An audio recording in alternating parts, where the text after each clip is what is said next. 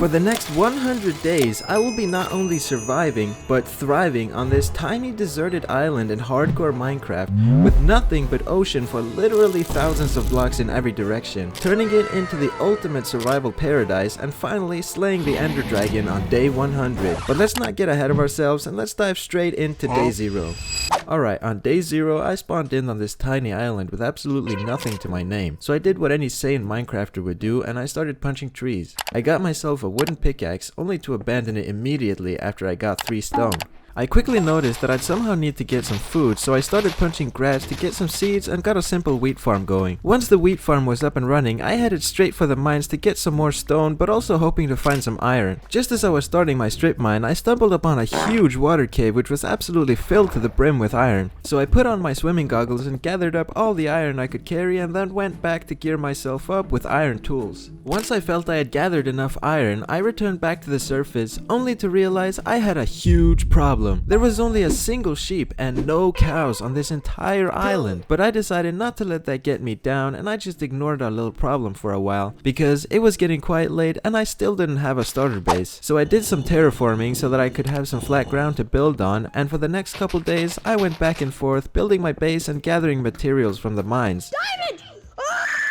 And on day 4, I realized if I wanted to make anything worth looking at, I was going to need to get myself some spruce wood. So I gathered up all the essentials and set out on an expedition. After sailing the vast seas for what felt like an eternity, I finally spotted land ahead. I quickly got to shore and went straight to searching for some spruce wood. And somehow I was able to dodge and weave every single mob that tried to get in my way, and I quickly found a spruce tree which I promptly cut down to get myself a sapling, and then I immediately skedaddled on back home. Once I made it back home, I went straight back to finishing off my starter base, which I would continue to work on for the next couple days. But after a couple days of hard labor, I decided I needed to look back on our food problem and decided I was going to build a big fancy wheat farm which would span across a decent chunk of the island. But even though I still hadn't quite finished my base, I decided to take a break from that to start working on a chicken coop, since chicken were the only animals on the island I could breed. Then I got my 2 chickens settled in and got straight to breeding them. And then I decided to build a fancy entrance to the mine for some reason, as well as some pathways between all of our builds so far. And the next couple days was spent making some final touches to the exterior of our starter base and adding some leaves around it. And then pretty much nothing of any significance happened for the next couple days after that, which were spent mostly mining. After I got back from the mines, I did some chores around the island, like feeding the chicken and farming some more spruce wood. I also expanded the wheat field and added potatoes to it, which I had gotten from a zombie drop in the mines. And on day 23, I decided that if I was going to be going on all these grand expeditions, then I would need a proper dock for my boat. So I found a nice spot at the back of the island and constructed a proper dock to store my boat. And just as I was finishing up my dock, I suddenly got a craving for some mangrove wood for my next build. So I wasted no time and went straight back out to sea to try to find a mangrove swamp. Once I had been sailing for what felt like a week, I finally found land and went straight to shore. Luckily, I had stumbled straight into the mangrove swamp that I was looking for, where I also found a frog which I really wanted to take with me back home, but I could not for the life of me figure out how to take him with me. Then, catastrophe struck on my way back home, because in the distance I could notice that my island was literally on fire. I hurried back to shore, but I was immediately attacked by a skeleton, which I promptly took out and ran inside. I decided my best bet would be to sleep through the night before checking on the fire so I wouldn't get attacked by more mobs. As soon as I awoke, I quickly ran outside to see what the heck had caused this massive fire, but was attacked once again by another skeleton, which I decided to just leave alone. But as it turns out, lightning had struck our island and set fire to most of the trees, but it was already too late to really do anything about it, so I just let it be. The next day, I decided to start working on a big red barn.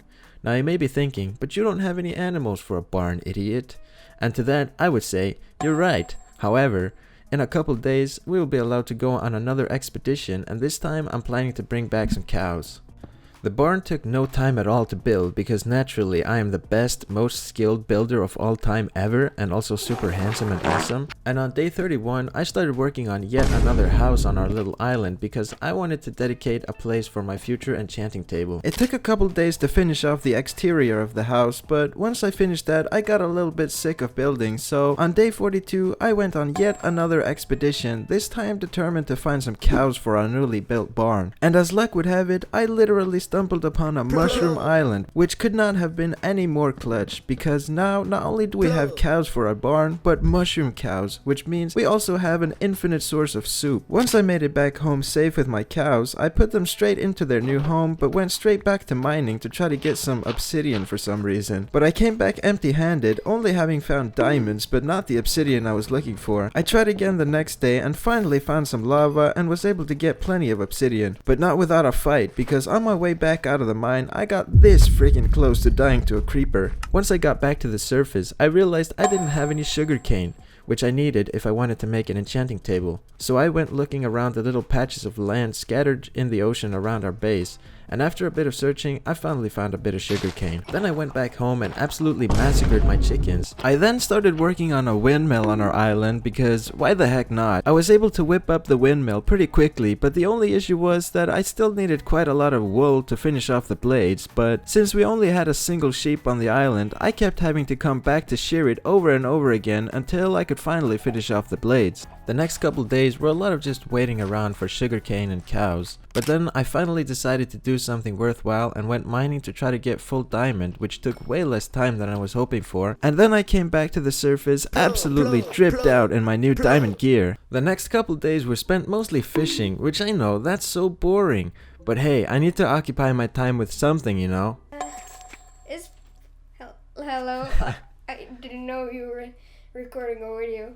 While I was fishing, my little brother came into my room and wanted to say hi to the video, so that's what you just heard earlier. But then once I finally got enough of fishing, I got to building my nether portal, which I had been putting off for quite a while. Naturally, I decorated it to make it look absolutely gorgeous, if I may say so myself, and once it was complete, I went back to gear myself up and build up enough courage to finally take the leap into the nether.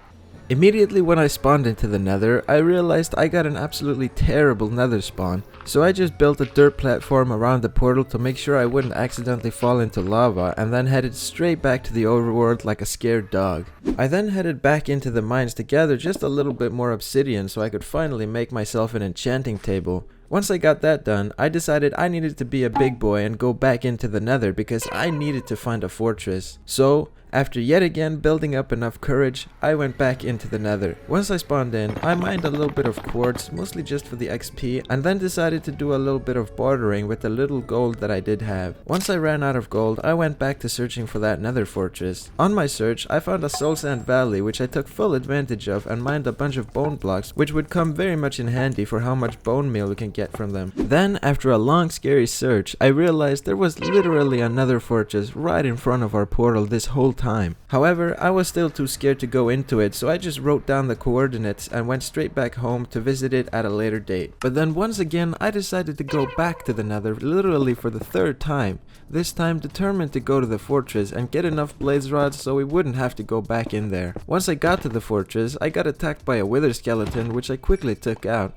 and then finally found a blaze spawner which luckily was encased in netherrack, so it would be relatively safe to farm. I farmed the blazes for a little while until I had a satisfactory amount of blaze rods and quickly skedaddled back home again with my loot. And once back home, I got started on the tedious task of enchanting all of my gear, because if I was going to fight that dragon on day 100, I wanted to be absolutely fully prepared with level 30 enchant on all my tools. And on day 69, I decided if I was going to be doing all this enchanting, I was going to need a better way of getting XP. So I decided to whip up a mob grinder real quick. The mob farm was an absolute breeze to build for such an expert builder like me, because I swear I've probably built over 100 of these mob farms over the years. Once the mob farm was finished, I spent the next little while going back and forth gathering XP and enchanting all my stuff. But I swear to God, I don't think I have ever in the 10 plus years that I've been playing Minecraft gotten this unlucky with my enchants. I was getting absolute dookie after dookie until I finally got a decent enchant on my shovel and went and took a break from all that enchanting to use my newly enchanted shovel, because I wanted to get rid of that sandy area at the front of the island and replace it with dirt.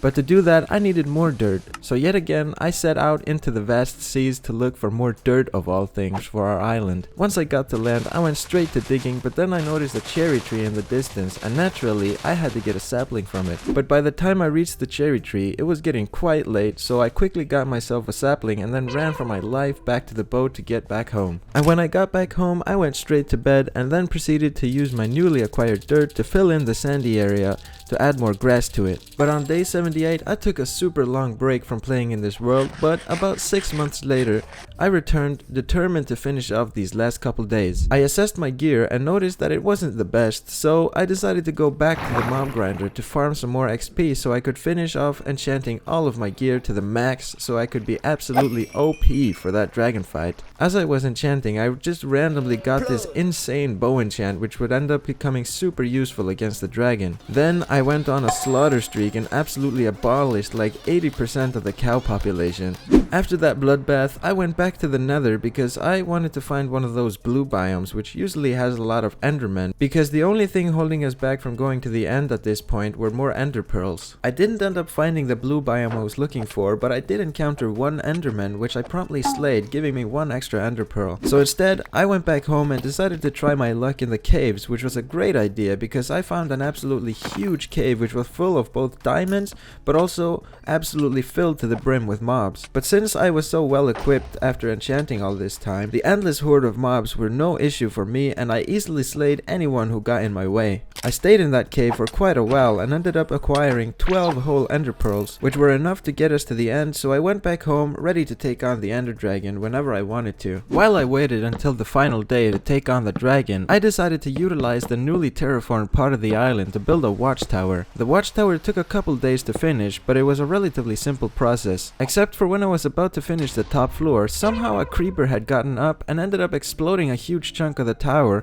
which I ended up having to spend a while fixing. But overall, I'd say this watchtower was well worth the effort because I think it adds a lot to the aesthetic of the island. Once the watchtower was finished, I made all my final preparations, got all my gear ready and prepared, and kinda just sat around and waited. Until, on day 96, I set off in my boat to go find the stronghold. After sailing for literally thousands of blocks, encountering nothing but ocean and the occasional iceberg, I finally found some land, which just so happened to be pretty much right above where the stronghold was. The Ender Eyes led me to a spot on the island where I started digging straight down. I had almost lost hope, but then suddenly struck stone brick and promptly entered the stronghold. It took a long while of running around in circles until I finally found the portal room after what was probably close to an hour of searching. Once I got to the portal room, I immediately set up another portal so I could go back and forth easier in the future. And since we still had some time to spare until the final day, I decided to use what time we had left to make another tunnel between my island and the stronghold so that I could have easier access to the end in the future. And on day 99, I finally put the Eyes of Ender into the portal frames and took the leap into the end. I spawned into the end on what I could only describe as the literal worst end spawn ever. I was literally floating in the void about 50 blocks away from the main island, and the dragon was already aggroed on me. I got to bridging because luckily I brought plenty of blocks with me, because if I didn't, well, then we'd be But as I was bridging to land, the dragon decided it would be a funny prank to shoot a fireball at me. At this point, I was about ready to explode from how scared I was, but I stayed calm and just kept bridging, narrowly avoiding the fireball effect. The dragon fight itself was an absolute breeze for such an epic gamer like me, and I easily shot down all the end crystals, which left the dragon vulnerable to my insanely OP bow.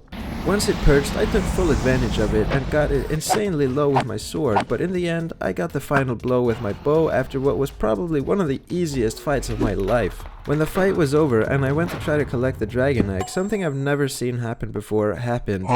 The egg literally fell into the end portal, never to be seen again. So I just took my loss and then contemplated whether I should go straight to searching for an elytra, but decided against it and instead went back home to watch the sunset on our final day of this 100-day challenge. Dude, look at this beautiful island. Look at what we've built. This is awesome. And on day 100, I just went on a leisurely walk around the island, really just to soak in everything we were able to accomplish over these past 100 days. And I'm already imagining what this place is going to look like after I spend 200 days here. So if you want me to do 200 days, make sure to like the video and don't forget to subscribe so you don't miss it. Anyways, I hope you enjoyed the video. It was a lot of fun to make, and I'll see you in the next one.